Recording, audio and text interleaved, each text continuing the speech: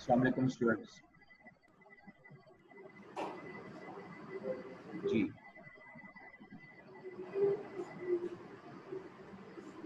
कल जो पहले हम थोड़ा डिस्कस कर लेते हैं। जो कल क्वेश्चन दिया था मैंने एक, उसके बाद मैं अगले दो छोटे छोटे बजट है उसको डिस्कस करूंगा। एक्सरसाइज 1 मैंने दी थी, उसमें कोई प्रॉब्लम आई है? की है आप लोगों ने या करवाऊं मैं? जी सर, हो गई जी। हो गई है, चले गुड। और कोई स्टूडेंट?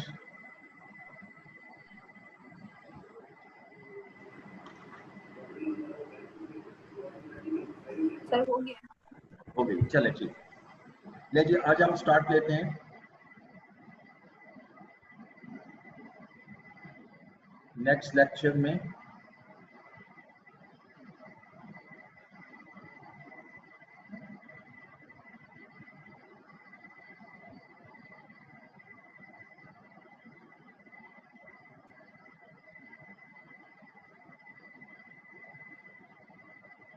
जीरो बेस्ड बजटिंग, ये बड़ा जबरदस्त कॉन्सेप्ट है, जीरो बेस्ड बजटिंग।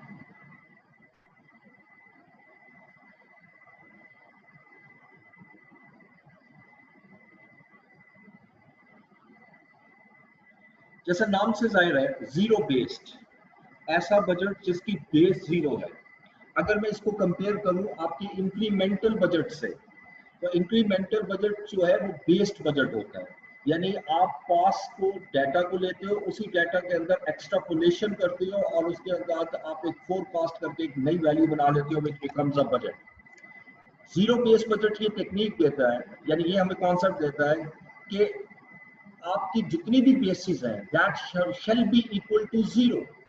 लेकिन इसका हरगिज हरगिज हरगिज ये मतलब नहीं है कि मैं पास्ट को इग्नोर कर रहा हूं, लेकिन मैं उसको वैल्यूएशन जीरो कर रहा हूं। फॉर एग्जांपल, बहुत सिंपल एग्जांपल ले रहा हूं। आपके पिछले साल रेंट जो आपने पे किया था वो 700,000। अब मैं बजट बना रहा हूं। ट्रेडिशनल अप्रोच हमारी क्या कहती है, हमने ये देखना है कि फिक्स्ड है या वेरिएबल। अगर फिक्स्ड है तो मैं एज इट इज उठा के बजट में ले आता था। जीरो बेस बजट ये कहता है नहीं, आप पहले इसकी बेस को जीरो करो एंड देन जस्टिफाई इट, इसको जस्टिफाई करो in order to include in budget. यानी अब आपने इसको जस्टिफाई करना है। जस्टिफिकेशन क्या है? अब आपका रेंट एग्रीमेंट क्या कहता है? अब आप जब रेंट एग्रीमेंट के मुताबिक देखते हो तो आप कहते हो नहीं, अगले साल का रेंट जो है वो 700 नहीं होगा, वो 770,000 होगा। सो बेसिकली हमें इसमें पास्ट को इग्नोर नहीं कर रहे इस पॉइंट ऑफ व्यू से, लेकिन जो पास्ट की अमाउंट्स हैं इसको हम टोटली इग्नोर कर रहे हैं। और यहाँ पर दरमियान में जहाँ जस्टिफिकेशन की बात आती है, यहाँ डिसीजन मेकिंग टूल भी यूज करते हैं कई जगह, डिसीजन मेकिंग टूल।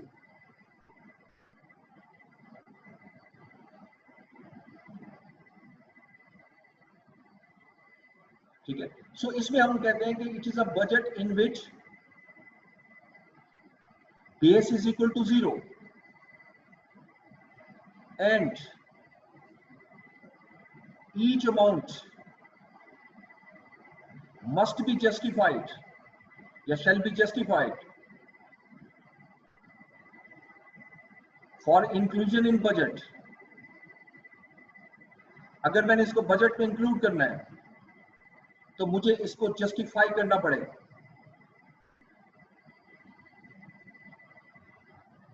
ठीक है, अब ये जो डिसीजन मेकिंग टूल है जिसकी मैं बात कर रहा था कि यहाँ डिसीजन किस तरह होता है, डिसीजन दो किस्म के होते हैं। एक डिसीजन होता है हमारा जिसको हम कहते हैं म्यूचुअली एक्सक्लूसिव।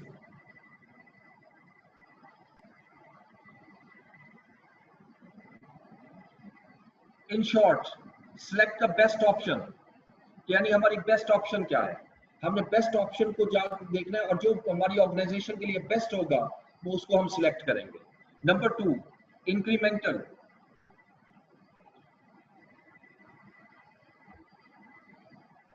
जी एक मिनट जरा होल्ड कीजिएगा प्लीज।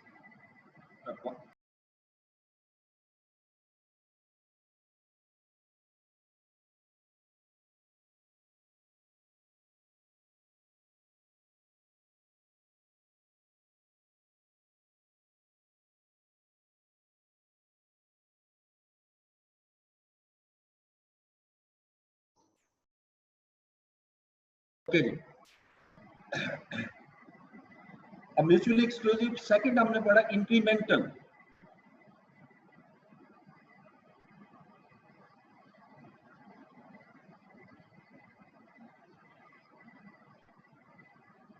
इंक्रीमेंटल में क्या होता है कि एग्जिस्टिंग जो ऑपरेशंस है उसके अंदर आपको मजीद कोई अपने ऑपरेशंस को बेटर करने के लिए इंक्रीमेंटल डिसीजन लेना हो, यानी एग्जिस्टिंग जो आपको ऑपरेशंस है उसको मॉडर्नाइज करने के लिए सम टाइम हमें इंक्रीमेंटल डिसीजंस लेने पड़ते हैं। ठीक है, अब मैं ये जरा एग्जांपल से आपको क्लियर करता हूँ दोनों डिसीजन।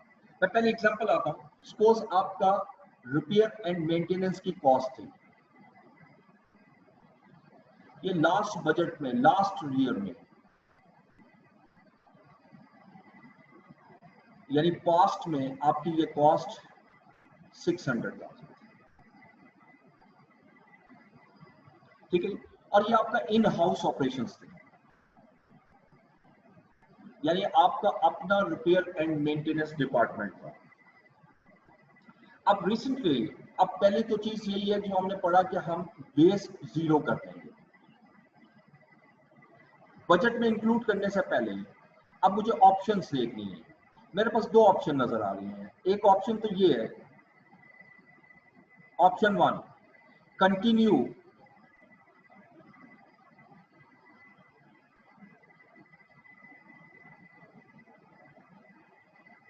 टू पास्ट प्रैक्टिसेस, यानी पास्ट प्रैक्टिसेस जो है हमारी इन हाउस जो रिपेयर एंड मेंटेनेंस है इसको हम कंटिन्यू करें। Option 2 is the outsourcing, outsource operations,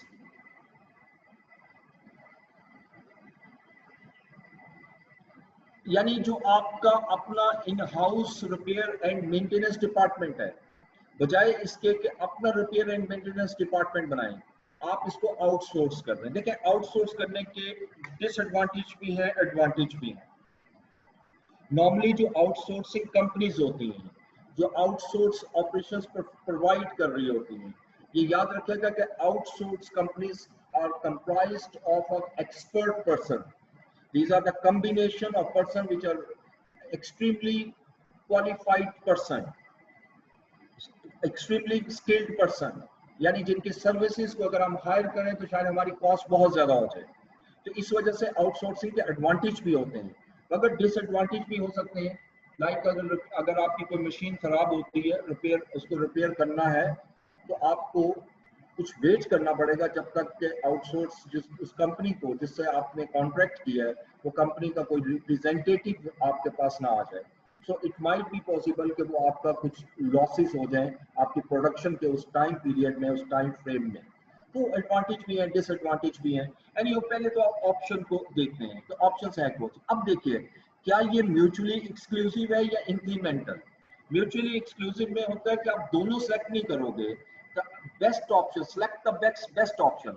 अब देखो, या तो मैं कंटिन्यू करूंगा अपनी पास्ट प्रैक्टिसेस पर, और नंबर 2 मैं आउटसोर्स करूंगा ऑपरेशंस को, तो दोनों में से एक सिलेक्ट करूंगा, यानी सिलेक्ट द बेस्ट। अब ये देखें, डिसीजन मेकिंग टूल आ गया दरमियान में, सिलेक्ट द बेस्ट। अच्छा, जब मैं सिलेक्ट करूंगा तो इसको एनालाइज करूंगा, यानी मैं ये देखूंगा कि हमें यहाँ पर क्या प्रॉब्लम फेस करनी पड़ रही है, क्या ये प्रॉब्लम जो है वो आउटसोर्सिंग की वजह से रिमूव हो जाएंगी, और आउटसोर्सिंग की वजह से फर्दर क्या एडवांटेज हो सकते हैं और क्या हमें डिसएडवांटेज हो सकते हैं, यानी कंप्रीहेंसिव एनालिसिस करेंगे आप। We have to make a comprehensive analysis.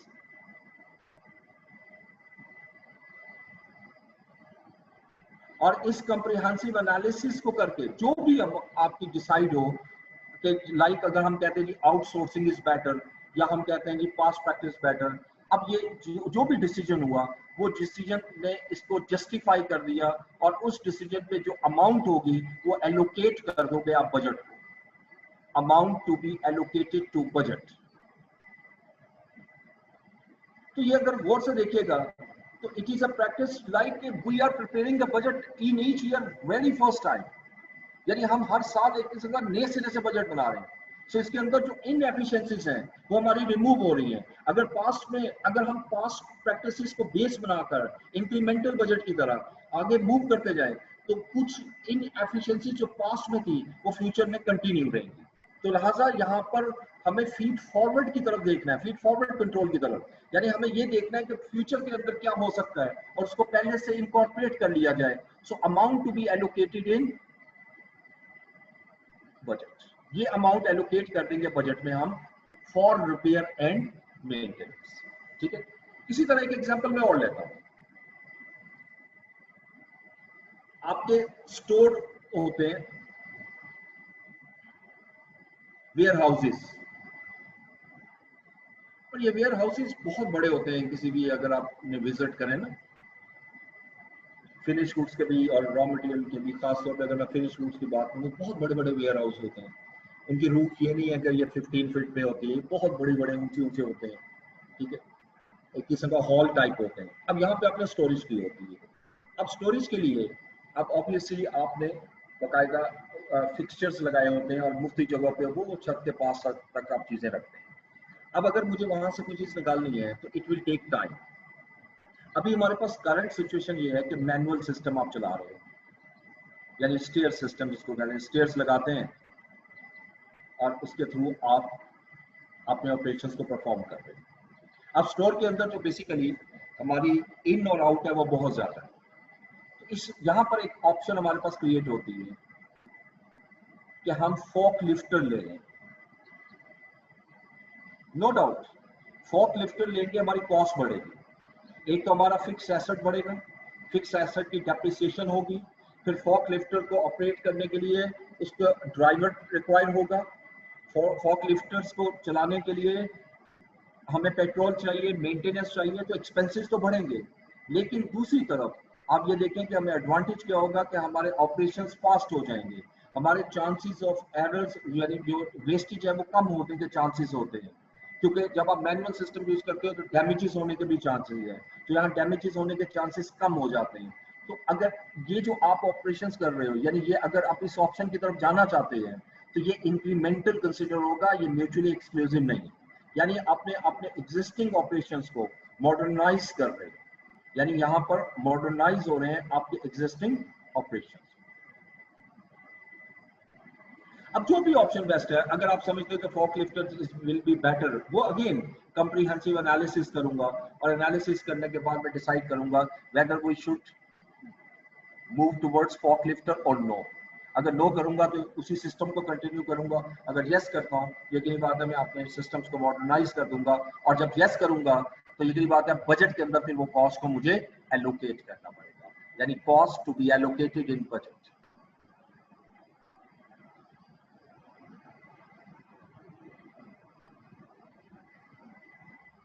In budget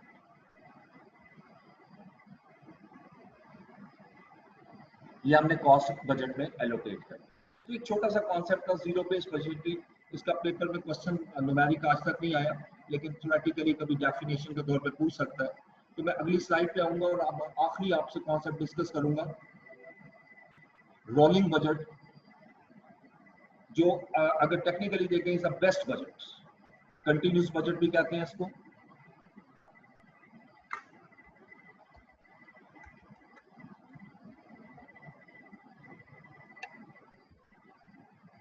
rolling budget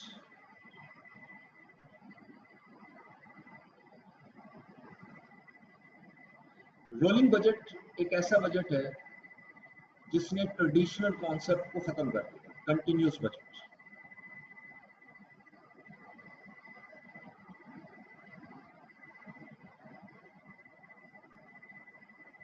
अब इसमें मैकेनिज्म क्या होता है और इसको रोलिंग क्यों कहा जाता है, ये मैकेनिज्म से अंडरस्टैंड होगा। देखिए अब suppose we are preparing budget first time, हम पहले बजट बनाएंगे नॉर्मल जिस तरह बनाते हैं, फर्स्ट टाइम बजट बनाएंगे 12 मंथ का, ये सिर्फ फर्स्ट टाइम बजट है। ठीक है, और बजट को हम कन्वर्ट कर लेंगे कंट्रोल पीरियड में। कंट्रोल पीरियड वो पीरियड होता है जिस पीरियड के बाद आपने बजट को एनालाइज करना है, यानी आपने कंपैरिजन करना है। अब ट्रेडिशनली हम बजट को कंपेयर कर रहे होते साल के एंड पे, जैसे गवर्नमेंट ने बजट दिया साल के एंड पे बताते थे कि बजट कितना अटेन हुआ। अगर इसका मतलब ये होगा कि साल के बाद मुझे जाकर पता लग रहा है कि बजट अटेन नहीं हुआ या बजट में ये इनएफिशिएंसीज रही हैं, तो वो इनएफिशिएंसीज को मैं कंट्रोल नहीं कर सकता, वो अगले साल रिमूव कर सकता हूँ लेकिन पिछले साल रिमूव नहीं कर सकता। इसलिए हम एक कंट्रोल पीरियड डिसाइड करते हैं जो मोस्टली मंथली भी हो सकता है, क्वार्टरली भी हो सकता है। यानी ये जो 12 मंथ का बजट बना रहा हूँ, अगर मेरा कंट्रोल पीरियड मंथली है, यानी हर मंथ के बाद मैंने इसको मेजर करना है, बजट को कंपेयर करना है एक्चुअल रिजल्ट के साथ, तो फिर तो आपका बजट डिवाइड हो जाएगा 12 मंथ्स में, यानी 12 मंथ का अलग-अलग बजट होगा। अब मैं अगर इसको मंथ दे दूं तो मैं कह सकता हूं, मैं मंथ के हिसाब से आपको एग्जांपल समझा रहा हूं। जनवरी 2018 का बजट आपने बनाया से लेकर दिसंबर 2018 तक आपने बजट बनाया, ये वन टाइम बजट बन गया। ओके, ऑपरेशनल हुआ बजट, मंथ ऑफ जनवरी खत्म हो जाता है, मंथ एंड आता है जनवरी का। अब मैं क्या करूंगा कि कंट्रोल स्टेटमेंट बनाऊंगा जो हमने फ्लेक्सिबल बजट में पढ़ा था, यानी मैं जनवरी के बजट को कंपेयर करूंगा एक्चुअल रिजल्ट से।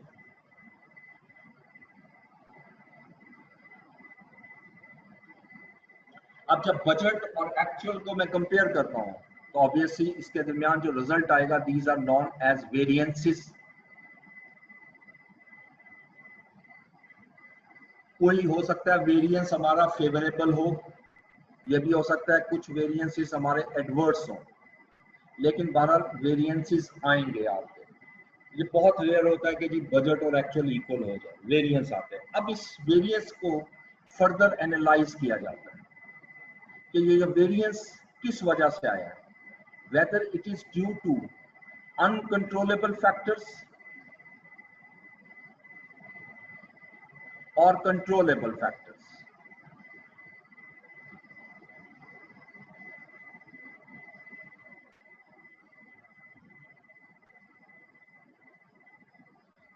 कंट्रोलेबल और अनकंट्रोलेबल में बेसिक डिफरेंस क्या है? हर वो चीज जो किसी भी ऑर्गेनाइजेशन के कंट्रोल में नहीं है, इवन किसी मैनेजमेंट की किसी भी लेवल पर भी वो कंट्रोलेबल नहीं है, उसको हम अनकंट्रोलेबल कॉस्ट कहते हैं from organization point of view से। और like government has increase the prices of oil, petrol prices increase कर देती है, and oil is our one of the raw material. यकीनी बात है, अब हमने बजट बनाया था उस वक्त प्राइस कुछ और थी, एक्चुअल जो है वो मुझे ज्यादा खरीदना पड़ा, ज्यादा प्राइस पे करनी पड़ी। अब जो ज्यादा प्राइस पे कर रहा हूँ तो आपका जो वेरिएंस आ रहा है वो एडवर्स आ रहा है, और ये जो एडवर्स वेरिएंस आया है हमारा, ये अनकंट्रोलेबल फैक्टर की वजह से। आप उसकी प्राइस को कम नहीं कर सकते, लेकिन what about the controllable factors, the factors which can be controllable. Suppose आपका एक सप्लायर है और वो आपको 2 ईयर्स से आपको गुड सप्लाई कर रहा है, और अब उसने प्राइसेस इंक्रीज कर दें, और आपके नॉलेज में आता है कि आपका एक और सप्लायर ओल्ड प्राइसेस पर आपको गुड्स देने को तैयार है। सो हम उसका डिसीजन ये करते हैं नहीं जी कि हमारा जो एग्जिस्टिंग सप्लायर है वो 2 साल पुराना है, without analysing the new supplier. हमने उसको एनालाइज ही नहीं किया, और हमने सिर्फ प्राइस को देखते हुए कहा, हमने इस पॉइंट ऑफ व्यू से फैसला किया कि देखिए जो एग्जिस्टिंग है हमारा वो काफ़ी अर्से से चल रहा है, सो हमें उससे कोई प्रॉब्लम नहीं है, तो अगर उसने प्राइस बढ़ा दिए तो सो के। अब बजट हमारा कम था, हमने हाई प्राइस पे की, एडवर्स वेरिएंस आया, this is due to controllable factors. और कंट्रोलेबल फैक्टर से आप एफिशिएंसी मेजर करते हो रिस्पॉन्सिबल पर्सन की, मैनेजर की एफिशिएंसी यहां से मेजर करते हो। लेकिन अनकंट्रोलेबल फैक्टर को फर्दर क्या करेंगे? जितने भी अनकंट्रोलेबल फैक्टर्स हैं, ये इसको फर्दर एनालाइज हम इस तरह करते हैं कि कुछ फैक्टर्स ऐसे होते हैं जो टेम्परेरी या टेम्परेरी सिचुएशन क्रिएट कर रहे होते हैं। मिसाल के तौर पे सम टाइम एक प्राइस बढ़ी ड्यू टू सम रीजन, जैसे स्ट्राइक्स चल रही हैं कंट्री के अंदर, और ड्यू टू स्ट्राइक्स आपकी जो ट्रांसपोर्टेशन है वो प्रॉब्लम में आ रही है, जिसकी वजह से आपकी ऑटोमेटिकली कॉस्ट जो है ट्रांसपोर्टेशन की वो बढ़ जाती है, और वो शॉर्ट पीरियड ऑफ टाइम के लिए है। अगर इस तरह की सिचुएशन है तो इसको आप बजट का हिस्सा नहीं बनाओगे, लेकिन अगर ये परमानेंट नेचर की प्राइस है, यानी परमानेंट नेचर का ये एक फैक्टर है, तो आप इसको बाकायदा बजट का हिस्सा बनाओगे। अच्छा, जब एक महीना मुकम्मल हो जाता है, अब मुझे बताइएगा बजट कितने पीरियड का रहा इस वक्त? इस वक्त बजट कितने पीरियड का है? 11 मंथ का। कहां से कहां तक? फरवरी 2018 से लेकर दिसंबर 2018 तक। ये हमारा बजट है 11 मंथ का, फरवरी टू दिसंबर। ठीक है। अब जितने भी अनकंट्रोलेबल फैक्टर्स हैं, जैसे मैंने आपसे डिस्कशन की, वो बजट का हिस्सा बना देंगे। यानी अब फरवरी से जो दिसंबर का बजट है उसके अंदर इसको इनकॉर्पोरेट कर देंगे, यानी बजट रिवाइज हो जाएगा और साथ में एक मंथ ऐड कर देंगे। रोलिंग बजट रोल कर देंगे 1 मंथ। और कौन सा मंथ? जनवरी 2019। अब इसके बाद जैसे मैं ये एक्सरसाइज कंप्लीट करता हूं तो आप देख सकते हो कि मेरे पास बजट दोबारा 12 मंथ्स का बन गया, और अब मेरे पास बजट जो है वो फरवरी 2018 से जनवरी 2019 तक होगा।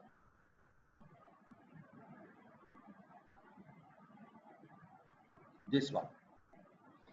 सो ये एक्सरसाइज चलती रहेगी। अब इसके एडवांटेज देखें तो क्या हो रहा है। अब अगर मेरी जनवरी में प्राइस इंक्रीज हुई थी और बजट में मेरी प्राइस 10 रुपीज पर केजी थी, और एक्चुअल प्राइस मेरी 10.20 हो गई ड्यू टू अनकंट्रोलेबल फैक्टर की वजह से। ये बजट है और ये एक्चुअल है। 10.20 पर केजी हो गई जनवरी में। अगर मैं ट्रेडिशनल बजट बना रहा हूं तो ये तो दिसंबर तक वेरिएंस आता रहेगा। जनवरी से शुरू हुआ और दिसंबर तक वेरिएंस आ गया। लेकिन यहां पर आपने फीड फॉरवर्ड अप्रोच यूज की, यानी वो चेंजेस जो फ्यूचर में आ चुकी हैं उसको बजट का हिस्सा बना दिया। अब जिस वक्त मैं फरवरी का बजट कंपेयर करूंगा इससे नेक्स्ट मंथ का, फरवरी का जब बजट को मैं कंपेयर करूंगा एक्चुअल से, तो वो वेरिएंस जो पहले आ चुके थे वो दोबारा नहीं आएंगे। कोई नए वेरिएंस जरूर आ सकते हैं। आहिस्ता आहिस्ता वेरिएंसेस कम होना शुरू होते हैं, और एवरी टाइम मेरे पास बजट 12 मंथ का होता है। इसका मतलब जब मेरा अकाउंटिंग ईयर खत्म होता है दिसंबर 18 में, अब मैं इसी को मूव करता जाऊं और मूव करते करते दिसंबर 2018 का जब मंथ कंप्लीट होगा तो ऑटोमेटिकली मेरे पास जो बजट बन चुका होगा, मुझे बनाने की जरूरत नहीं है, रोल होते हुए जनवरी 2019 से वो दिसंबर 2019 का मेरे पास बजट वजूद होगा। ये रोलिंग टेक्निक से हम ये बजट बना चुके हैं।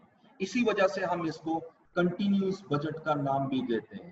यानी एक ऐसा बजट है ये कंटिन्यूसली अपग्रेड होता रहता है by adding a new period and subtracting the old period, corresponding period. Where the period can be a month, period can be a quarter. ठीक है? So this is a best technique which is used, but the major problem is that it is a continuous monitoring. There is यानी in this budget continuous monitoring is required. यानी ये वो budget नहीं है कि साल के बाद बैठे और आपने बनाया। ये एक रेगुलर आपकी एक एक्सरसाइज है। It required time, it required labour force, it required further cost. लेकिन दूसरी तरफ आपने देखना है कि इससे बेनिफिट कितने मिल रहे हैं। ठीक है, तो अगर आपके बेनिफिट्स आपकी कॉस्ट एक्सीड कर रहे हैं, definitely we should move towards rolling budget. So this is I think मेरे अपने ओपिनियन में ये बहुत बेस्ट बजट है, rolling budget. But it's not easy to implement in any organization in the initial period. लेकिन जैसे ये फ्लो में आ जाता है, it becomes easier to understand, easier to apply, easier to understand, even easier to identify the factor। क्योंकि यहाँ जो सबसे मेजर हमें प्रॉब्लम फेस करनी पड़ती है, कंट्रोलेबल अनकंट्रोलेबल। जैसे सीमा की एक बुक में उसने लिखा कि some of the controllable factor uncontrollable factor might be a controllable from the point of view of other person. क्योंकि आपका एक कंट्रोल होता है, ऑर्गेनाइजेशन के अंदर अथॉरिटी होती है, हर पर्सन की एक अथॉरिटी होती है। अब अगर एक पर्सन की उसकी रेंज में नहीं आ रहा, उसके लिए तो अनकंट्रोलेबल है, लेकिन उससे ऊपर जो लेवल मैनेजमेंट लेवल है, टॉप लेवल मैनेजमेंट, हो सकता है उसके लिए वो कंट्रोलेबल हो। मगर यहाँ पर जो हम कंट्रोलेबल और अनकंट्रोलेबल डिस्कस कर रहे हैं वो किसी मैनेजर के पॉइंट से नहीं कर रहे, ऑर्गेनाइजेशन पॉइंट ऑफ से कर रहे एज अ होल। ठीक है जी, तो ये छोटी छोटी डेफिनेशंस के पॉइंट ऑफ व्यू से, थ्योरेटिकल के पॉइंट ऑफ व्यू से आपने इसको करना है। मैं इसके आपको नोट्स भी प्रोवाइड कर दूंगा, आपको शेयर कर दूंगा ग्रुप में। अब जरा क्वेश्चन में आते हैं और जरा अब आपने जो बाकी रिमेनिंग क्वेश्चन है उसको भी कंप्लीट करें आप। आज स्टार्ट लेते हैं। 2 क्वेश्चन आपने कम से कम घर से जरूर करने हैं। बुक ओपन कर रहा हूं मैं आपकी सीएम में,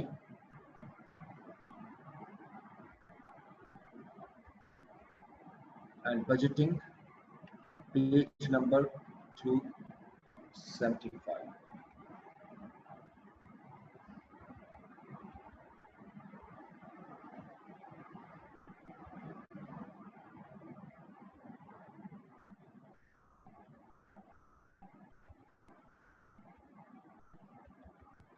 एंड पे कंप्रीहेंसिव एग्जांपल दी हुई है, इसको हम कर रहे थे।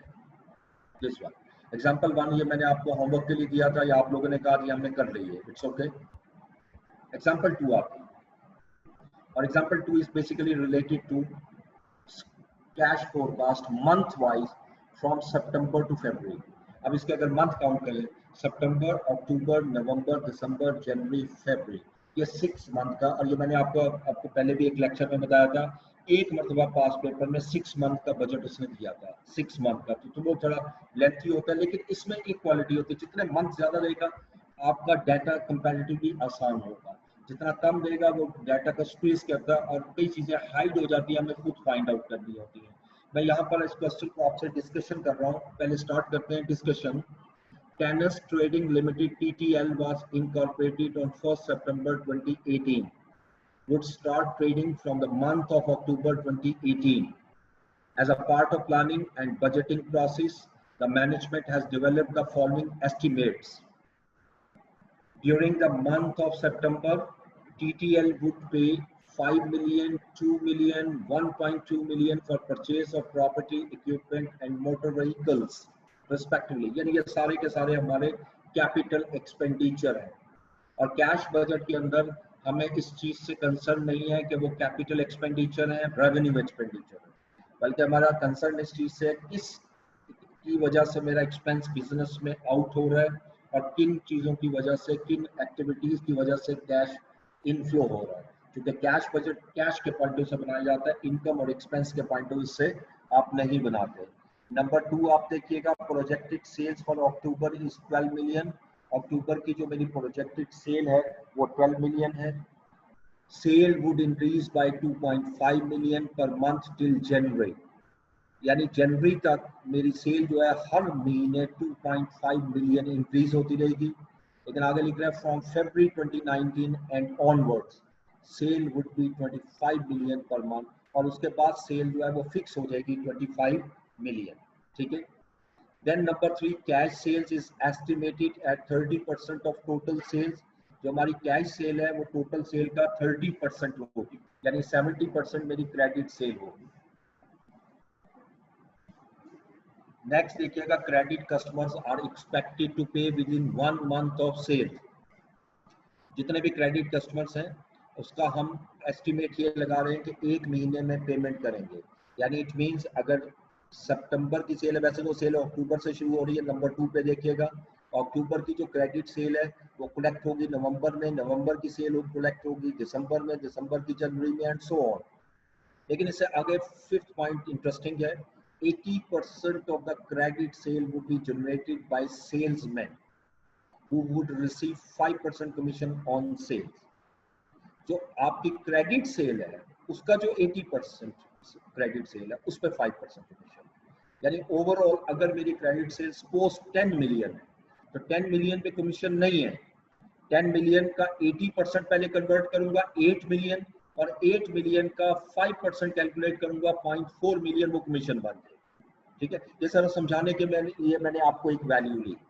Commission is payable in the following month after sale. जिस मंथ में आप क्रेडिट सेल कर रहे हो उससे नेक्स्ट मंथ में जाकर आपकी कमीशन पे हो। Gross profit margin would be 30% और जीपी 30% है तो सीजीएस मेरी 70% होगी। TLL would maintain inventory at 80% of projected sales of the following month. अब ये इन्वेंट्री किस चीज की है ये मेंशन नहीं किया हुआ, इसके लिए बड़ा आसान तरीका है, आप ऊपर देखो यहाँ पर ये ट्रेडिंग है, यस ये ट्रेडिंग बिजनेस आप कर रहे हो। जब ट्रेडिंग बिजनेस कर रहे हो तो रॉ मटेरियल नहीं होता, ये फिनिश गुड्स की इन्वेंट्री है। तो फिनिश गुड्स की इन्वेंट्री जो है कंपनी की पॉलिसी ये है कि 80% मेंटेन करेंगे प्रोजेक्टेड सेल्स की of the following month up to December, लेकिन फिर जनवरी की जो क्लोजिंग इन्वेंट्री होगी वो 85% of the following month होगी, ठीक है। All purchases of inventories would be on 2 month credit, और जितनी आपने परचेज की है इन्वेंट्री की वो आप 2 month credit पे लोगे। अब देखिए आपने करना क्या, यहाँ पर पहले ग्रॉस प्रॉफिट दिया हुआ है, सेल्स में से जीपी लेस कर दूं तो सीजीएस आ जाता है, या डायरेक्ट 70% ले लूं सीजीएस आता है। सीजीएस में ओपनिंग इन्वेंट्री और क्लोजिंग इन्वेंट्री एडजस्ट करूंगा तो परचेज आ जाएगी, वो उस मंथ की परचेज होगी। अब जिस मंथ में आपने गुड्स परचेज की है यकीनन उसकी पेमेंट 2 महीने के बाद होगी, नेक्स्ट 2 मंथ के बाद, ठीक है। Then salaries would be 1.5 million in September and 2 million per month. आपकी सैलरी जो है सितंबर में 2 मिलियन होंगी, लेकिन उसके बाद हर मंथ में 2 मिलियन होंगी thereafter. Other administrative expenses would be 1 million per month from September till January 2019 and 1.3 million per month thereafter। यानी जो आपके एडमिनिस्ट्रेटिव एक्सपेंसेस हैं वो 1 मिलियन पर मंथ है सितंबर से जनवरी, और उसके बाद 1.3 मिलियन पर मंथ है। Both types of expenses would be paid in the same month in which they are incurred। जो दोनों एक्सपेंसेस है वो कह रहा है उसी महीने में पे होंगे जिस महीने में इनकर हुआ। तो ये तो सिंपल हो गया, जो सितंबर का एक्सपेंस है वो सितंबर में पे होगा, ठीक है। नेक्स्ट आइए number 2, an aggressive marketing campaign would be launched in September 2018। The related expenses are estimated at 7 million। 50% of amount would be payable in September and 50% in October। ये भी सिंपली हो जाएगा, यानी आपने इसकी जो पेमेंट है, हालांकि एक्सपेंस 7 मिलियन है, लेकिन जो पेमेंट जिस पीरियड में ले रहे हो जिस तरह पेमेंट करोगे उसी तरह आप इसको रिकॉर्ड करोगे। सितंबर में 50% और अक्टूबर में 50%। Number 3, marketing expenses from October would consist of 65%।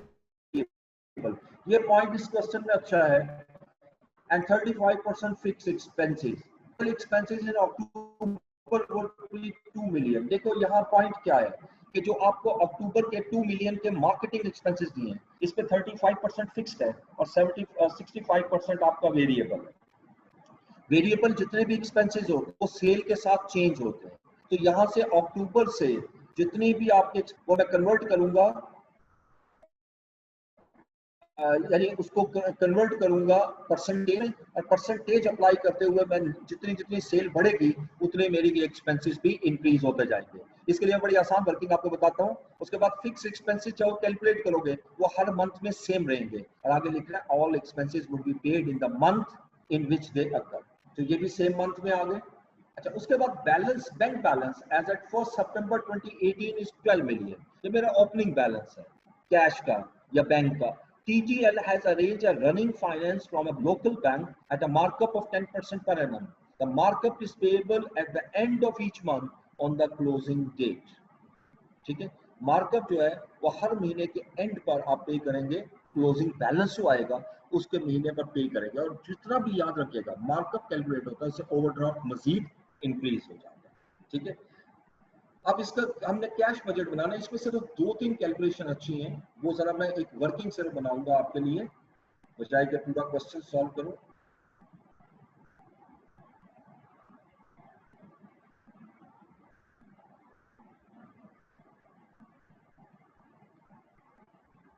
ये लीजिएगा, इसका व्यू मैं लार्ज कर देता हूँ।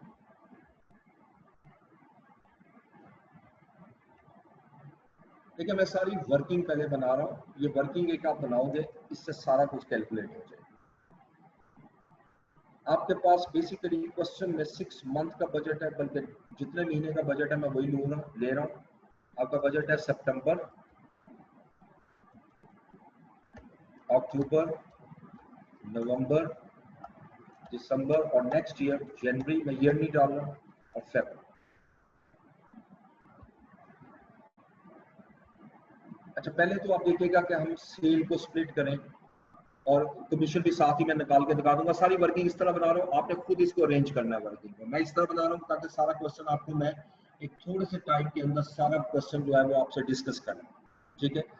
और इसी यही स्टाइल होगा मेरा अगले क्वेश्चन करने का, ताकि ज्यादा से ज्यादा क्वेश्चन आप खुद करो और आप ज्यादा क्वेश्चन हम एक दिन में कर सकें। अभी तक हम एक एक क्वेश्चन कर रहे थे। अब प्रोजेक्टेड सेल जो है वो आपकी अक्टूबर में 12 मिलियन है। मैं पहले सेल्स लेता हूँ और अक्टूबर में जाऊंगा और 12 मिलियन सेल क्या है। सितंबर में कोई सेल नहीं, 12 मिलियन सेल है, लेकिन फर्दर वो हमें कह रहा है कि the sale would increase by 2.5 million per month till January. अब 2.5 इसमें ऐड कर लेते हैं, दिस अमाउंट प्लस 2.5। इसी तरह इसको कॉपी करूंगा दिसंबर में और जनवरी तक 2.5 मिलियन है, लेकिन उसके बाद वो कहता है फरवरी में जो सेल होगी और उसके बाद ऑनवर्ड्स जो है वो 25 मिलियन पर मंथ हो। यहाँ पर 25 मिलियन सेल आ गया। अब इसमें से मुझे कैश सेल चाहिए, ये वैसे मुझे डाटा में भी चाहिए। Cash sale is equal to question के मुताबिक 30% ऑफ टोटल सेल। ये 30% लिया।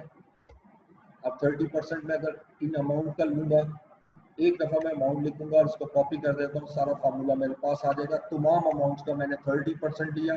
अब इसको कैलकुलेट करता हूँ। Now it becomes a credit sales. ये क्रेडिट सेल मैंने कलेक्शन की, ये यहाँ से मैं माइनस करता हूँ, ये सारी क्रेडिट सेल आ गई। अच्छा, अब क्रेडिट सेल कलेक्ट कब होगी?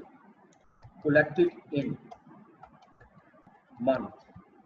किस मंथ में कलेक्ट होगी? क्वेश्चन के मुताबिक वो कह रहा है 1 month credit customers are expected to pay within 1 month of sales. यानी इसका मतलब है कि जो अक्टूबर की सेल है वो हमारी कलेक्ट होगी किसमें? नवंबर में। नवंबर की सेल दिसंबर में, दिसंबर की जनवरी में, जनवरी की फरवरी में। ये आप देख सकते हो, ये सारी मैंने सेल निकाली। अब जिसको मैं बोल्ड और रेड कर रहा हूँ वो मेरे आंसर है। आंसर से मतलब ये वो अमाउंट है जो मेरी जाएंगी कहाँ पर? कैश बजट में। ये देखें, ये ऊपर कैश सेल आ रही है और ये कलेक्शन इन मंथ आ रही है। अच्छा, ये कैलकुलेट करने के बाद अब आगे बढ़ेगा कॉस्ट की तरफ, जो सबसे अहम पॉइंट है दिस वन। अच्छा, इसकी कमीशन भी देख लीजिएगा। अब मैं कमीशन निकालता हूँ। कमीशन उसने कितनी कही थी? ठीक है, 80% of credit sale would be generated by salesman would be receive 5% commission on sale. तो मैं यहाँ कमीशन भी निकाल लेता हूँ। कमीशन है 5%। अब कमीशन की जो मैं कैलकुलेशन है वो कैसे करूंगा? इस कॉलम को मैं जरा एक्सपेंड कर लेता हूँ, इसमें वर्किंग शो कर देता हूँ। जो मेरी क्रेडिट सेल्स होगी इसको लूंगा और क्रेडिट सेल्स का पहले 80% लेता हूँ, क्योंकि 80% क्रेडिट सेल्स पर 5% कमीशन। ठीक है। अब इसका अगर कैलकुलेशन करें तो टोटल सेल पे कमीशन जो है वो क्रेडिट सेल पे है। Yes, credit sale. तो जितनी क्रेडिट सेल है ये आपके सामने है। इसका मैंने 80% लिया और फिर इसका 5% लिया। ये मेरे पास कमीशन आ गई 0.34। ठीक है जी।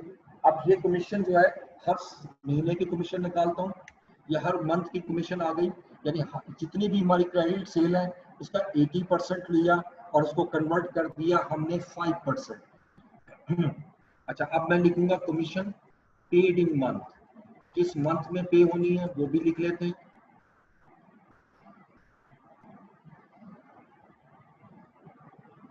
ओके, अब देखिएगा कि हमारी जो कमीशन है ये यहाँ commission is payable in the following month after cell.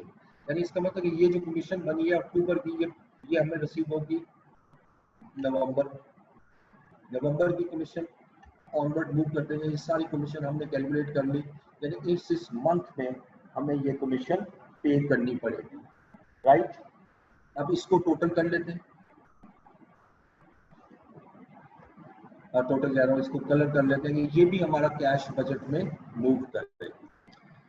अब इसके बाद नेक्स्ट आइएगा 80% ऑफ क्रेडिट सेल। ये तो हो गया। ग्रॉस प्रॉफिट दिया हुआ है। यहाँ से आप चूंकि मुझे परचेज चाहिए, पेमेंट्स की तरफ आऊंगा और रिसीव तो वही है। अब सबसे पहले तो मुझे कॉस्ट ऑफ गुड्स सोल्ड चाहिए। कॉस्ट ऑफ गुड सोल्ड कितने परसेंट होंगे? अगर 30% मेरा ग्रॉस प्रॉफिट है तो 70% कॉस्ट ऑफ गुड सोल्ड है। मैं सबसे पहले कॉस्ट ऑफ गुड सोल्ड निकालूंगा। Cost of good sold is equal to 70% of sales. ठीक है, अब सेल यहां से शुरू हो रही है, इसका 70% लेते हैं और ये वही अमाउंट आएगी जो क्रेडिट सेल में है, क्योंकि क्रेडिट सेल भी 70% है। तो आप ऐसे कंफ्यूज नहीं होना कि सेम क्यों आ रही है। तो आती गई ये कॉस्ट है और वो सेल्स है, तो दोनों में बेसिक ये डिफरेंस है, राइट। ये हमने अमाउंट कैलकुलेट कर ली सीटीएस की। अच्छा, अब इसमें क्लोजिंग और ओपनिंग इन्वेंट्री निकालनी है। क्लोजिंग इन्वेंट्री ऐड होगी, क्यों? क्योंकि मैं परचेज निकालना चाह रहा हूँ। एक दो इन सिंपल वर्ड, अगर मैं कह रहा हूँ कि 8.4 मिलियन कॉस्ट की गुड्स मेरी सेल होंगी अक्टूबर में, ठीक है, तो उसकी कॉस्ट 8.4 मिलियन है, यानी जो गुड सेल होंगी उसकी कॉस्ट 8.4 मिलियन है, सेल तो 12 मिलियन में होंगी। इसके लिए इन्वेंट्री कितनी होनी चाहिए क्लोजिंग? तो जितनी क्लोजिंग इन्वेंट्री है वो भी तो परचेज करनी पड़ेगी ना मुझे। और क्लोजिंग इन्वेंट्री की पॉलिसी देखें, TLL would maintain inventory at 80% of projected sales of the following month up to December 18। अच्छा, अब यहाँ एक स्टूडेंट जो एग्जामिनेशन में मिस्टेक करते हैं वो जरा केयरफुली देखिएगा। ये जो मैं इन्वेंट्री ले रहा हूँ ये किस चीज की है? Of finished goods. ठीक है जी, ये फिनिश्ड गुड्स की इन्वेंट्री है और ये लिख रहा है 80% of projected sales of the following month, right. 80% projected sales. Student mistake क्या करते हैं, वो सेल का 80% ले लेते हैं, यानी सेल, अब अगले महीने की सेल जो है वो 14.5 है तो 14.5 का 80% ले लें, विच इज एब्सोल्युटली रॉन्ग। याद रखिएगा, फिनिश गुड्स आपकी कैलकुलेट होती है कॉस्ट पे। बेशक यहाँ वर्ड प्रोजेक्टेड सेल्स लिखा हुआ है, लेकिन इन्वेंट्री के पॉइंट से मैं इसको कॉस्ट ट्रीट करूंगा, लिहाजा अब मुझे कॉस्ट ऑफ सेल का बेसिकली 80% लेना है।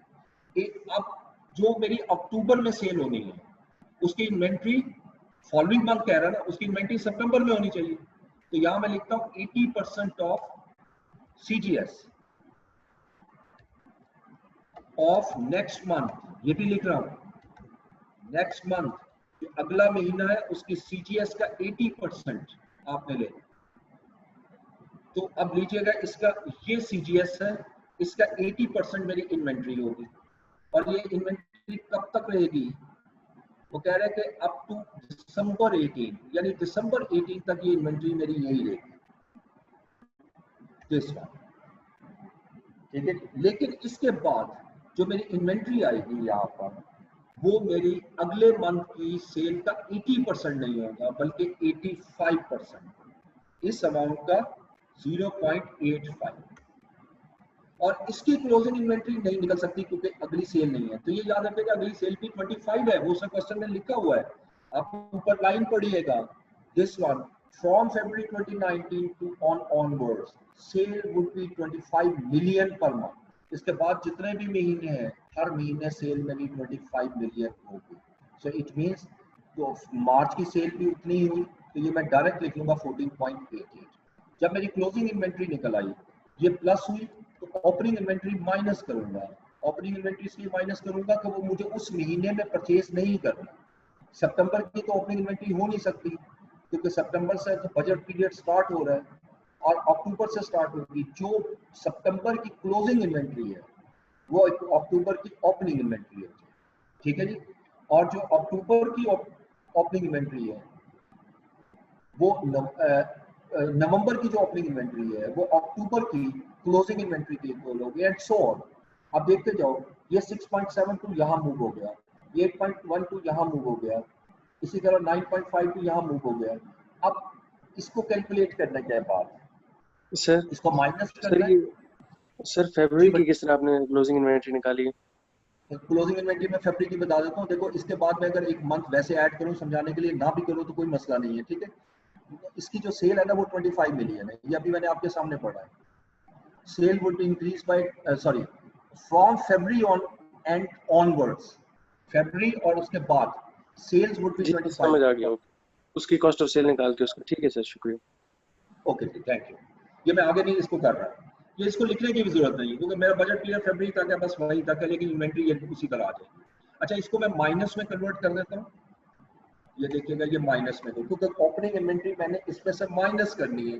जब माइनस करूंगा तो ये आ जाएगी मटेरियल यानी इन परचेजेस। अच्छा, अभी ये मेरी परचेजेस निकली है। परचेजेस में इन तीनों अमाउंट को मैंने लेना है। ये एक दफा फार्मूला लगा लेता हूँ, यानी सितंबर से लेकर फरवरी तक मुझे कितनी परचेज करनी है, ये अमाउंट मेरी कैलकुलेट हो चुकी है। लेकिन परचेज की पॉलिसी क्या पेमेंट की है, मैंने कैश बजट के पॉइंट ऑफ से देखना है। और ये देखिएगा, all purchases of inventories would be on 2 month credit. 2 month credit, इसका मतलब 2 महीने के बाद आपने पहली पेमेंट करनी है। यानी सितंबर की जो है, अब मैं यहाँ पे लिख रहा हूँ पेमेंट अगेंस्ट परचेज, जो मेरे बजट में आनी है। जो सितंबर की परचेज है ये नवंबर में आएगी, ठीक है। और इसको मैं माइनस में शो करूंगा क्योंकि पेमेंट होती है, ना भी करूँ तो खैर चले, या तो मैं आपके सामने वर्किंग बना रहा हूँ, उसमें कोई मसला नहीं। ये पेमेंट आ गई, ठीक है जी। और इसी तरह जो आप दिसंबर में पेमेंट करोगे वो अक्टूबर की है परचेज, ये देखिएगा वो अमाउंट आ गई। उसके बाद जो जनवरी में पेमेंट करनी है वो नवंबर की, ये अमाउंट 11.55। फिर जो आपने फरवरी में पेमेंट करनी है वो यकीनन दिसंबर की परचेज है 13.30। ये पेमेंट अगेंस्ट परचेजेस आ गई, और ये मैं हाईलाइट कर रहा हूँ, ये मेरी कैश बजट में मूव हो। उसके बाद नेक्स्ट आइएगा सैलरीज। अच्छा, अब यहाँ से आगे जो चीज आसान है उसको मैं नहीं लिखता। Salaries would be 1.5 million in September, यानी सितंबर की जो सैलरी होगी वो मेरी 1.5 मिलियन होगी, और उसके बाद हर महीने 2 मिलियन है।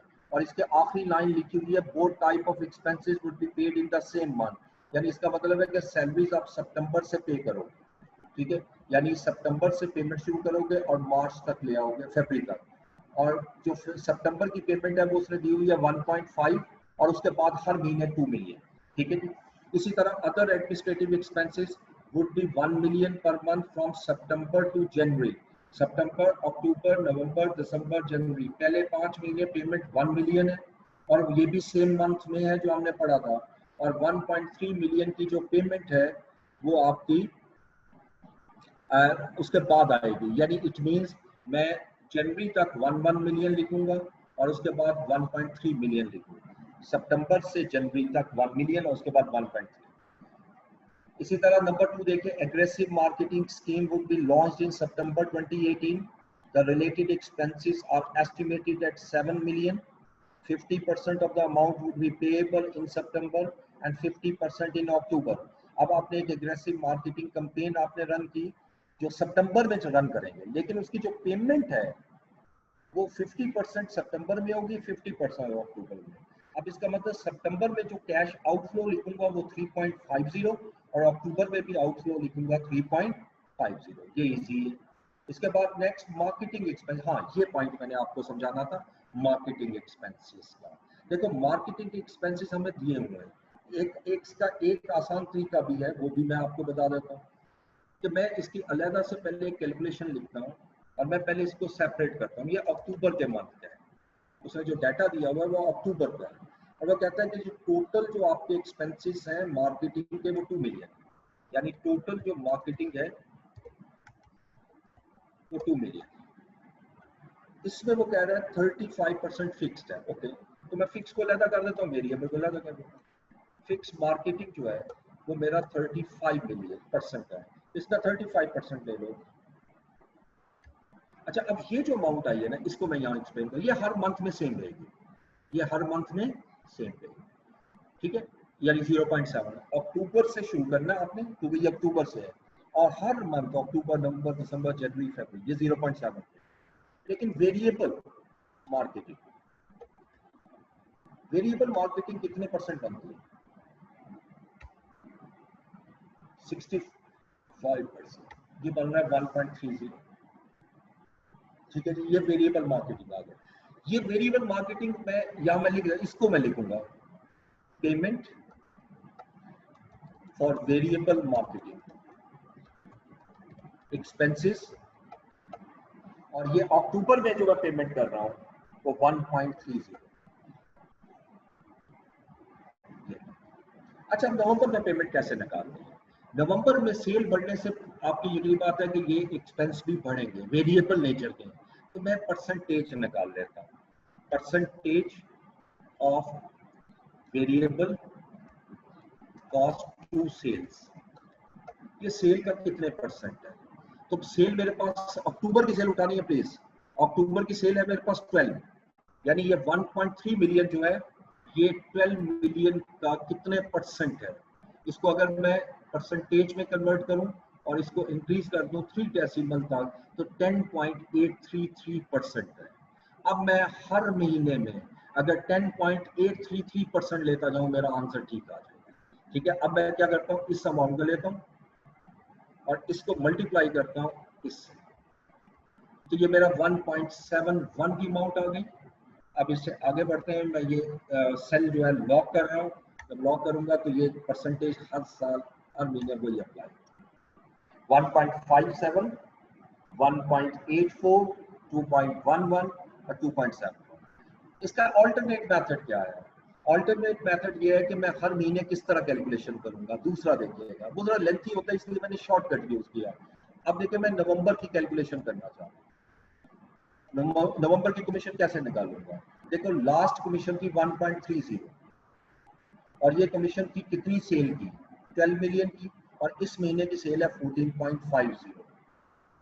इसको प्लस माइनस किया तो ये भी अमाउंट वही निकलेगी, 1.30 डिवाइडेड बाय 12 इंटू 14.50।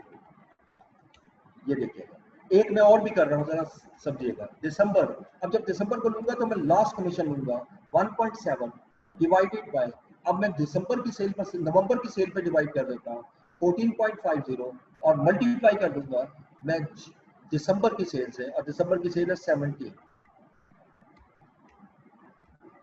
अब इसको कैलकुलेट किया, 1.57 डिवाइडेड बाय 14.5 इंटू 17। देखो, ये वही आंसर आता जा रहा है जो मैंने कैलकुलेट किया। But I think so it's the most easiest जो मैंने आपके सामने किया है। जब भी वेरिएबल एक्सपेंस आ जाए और वो एक महीने का वेरिएबल दे और बाकी ना बताए, तो आप उसका बेहतर, सबसे बेहतरीन तरीका ये होता है कि आप उसको सेल पे परसेंटेज पे कन्वर्ट करते हैं, क्योंकि marketing is purely related to sale. Sale अगर बढ़ेगी, वेरिएबल, क्योंकि वेरिएबल कॉस्ट है, मार्केटिंग कॉस्ट विल इंक्रीज। अगर सेल कम होगी, मार्केटिंग कॉस्ट विल डिक्लाइन। इस कॉन्सेप्ट को माइंड में रखते हुए आपने करना है। अब ये जो अमाउंट मैंने कैलकुलेट की है, इसको मैं हाईलाइट कर दूं। उसके बाद नेक्स्ट देखिए,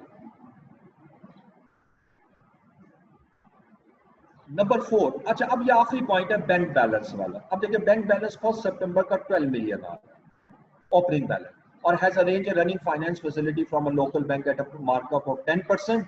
Markup is payable at the end of each month. देखो, इसको मैं एक मंथ में कैलकुलेशन शो कर देता हूँ। तो क्या आपका जब कैश बजट का फॉर्मेट होता है, उसमें टोटल आता है ना, टोटल ऑफ कैश रिसीव्ड। ये मैं वैल्यू वो नहीं ले रहा जो ओरिजिनल है। देखो, इस साल, इस महीने में कोई भी हमारा रेवेन्यू जनरेट नहीं हुआ और होगा भी नहीं, क्योंकि वो सारा कहाँ से हो रहा है, लेकिन कैश पेमेंट्स होंगी, और कैश पेमेंट जितनी भी मेरी आ रही है मैं वैसे वैल्यू ले रहा हूँ, और 70 मिलियन। तो ये दो ऊपर टोटल आ चुके होंगे, रिसीट का भी और पेमेंट का। अब मैंने यहां से जब स्टार्ट करना है, तो मैं लूंगा net cash flow. Net cash flows, net cash flows कितना आएगा? कैश रिसीट माइनस दिस, ये नेट कैश फ्लो आया। अब इसमें ओपनिंग बैलेंस ले लेता हूँ। अब जैसे ओपनिंग बैलेंस इस क्वेश्चन में 12 मिलियन दिया हुआ, ये 12 मिलियन आया। ठीक है, तो अब मेरे पास कितना बैलेंस रह गया, यानी balance carried down before interest. अब देखिए, मेरा ओवरड्राफ्ट का बैलेंस कितना यूटिलाइज हो रहा है, 58 मिलियन, और इस पर इंटरेस्ट उसी महीने में लेंगे एट अ 10%। अब इंटरेस्ट लेने का तरीका क्या है? जितना ओडी बैलेंस आ रहा है, जितना ओडी बैलेंस आ रहा है, सॉरी, इसका 10% लें और इसको 12 पे डिवाइड कर दें, क्योंकि एक महीने का है, तो 0.48 आया। अब इन दोनों को जब प्लस कर लेंगे, ये मेरा क्लोजिंग बैलेंस है। ये प्रॉपर क्लोजिंग बैलेंस होगा, जो मेरा अगले पीरियड का ओपनिंग बैलेंस बन जाएगा। यानी जब अगला पीरियड लूंगा, जो यहाँ ओपनिंग बैलेंस लाना है वो 58.48। ये पूरा सीक्वेंस मैंने आपके सामने इसको एक्सप्लेन कर दिया। ये एंडिंग आपने इसकी बजट की इस तरह करनी, ठीक है जी। अब जरा मैं आपको होमवर्क के लिए क्वेश्चन दे दूं। वीडियो ऑफ करें गुले राना, आपकी वीडियो ऑन हो चुकी है। गुले राना वीडियो ऑफ करें प्लीज।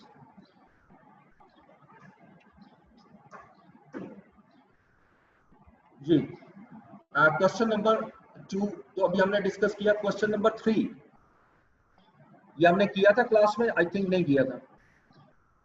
ओके ये बड़ा अच्छा क्वेश्चन है, इसको लिखिएगा होमवर्क में। क्वेश्चन नंबर 3 ये मैं भी लिख रहा हूं सीएम में, क्वेश्चन नंबर 3। उसके बाद क्वेश्चन नंबर 4 शाहिद लिमिटेड, ये हमने क्लास में किया था। क्वेश्चन नंबर 5 बीटा लिमिटेड, ये भी बेडशीट्स वाला, ये भी क्वेश्चन हमने क्लास में किया था। और क्वेश्चन नंबर 6 सिनेमैक्स, ये भी हमने क्लास में किया था, सिनेमा हाउसेस वाला। और उसके बाद क्वेश्चन नंबर 8 यहां से हमने शुरू करना था। रोज एंटरप्राइज में देख लेता हूँ ये क्वेश्चन कैसा है। ओके अच्छा, आज मैं आपको एक ही क्वेश्चन दे रहा हूँ होमवर्क के लिए, आज के सिर्फ क्वेश्चन नंबर 3, ठीक है जी। मैम आप अटेंडेंस लगाइएगा, मैं इसको स्टॉप कर रहा हूँ। जी सर ठीक है।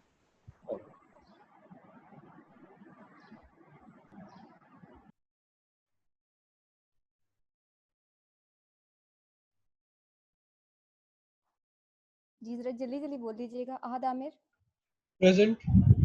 अलीशा इम्तियाज, अंतर शफीक, अरसलान जफर, असद मुनीर, प्रेजेंट। दुआ बिनते इमरान, दुरे शहवार, ईमान तारिक, प्रेजेंट। फाइज, फजर अफजल, फातिमा अफजल, गुले राना,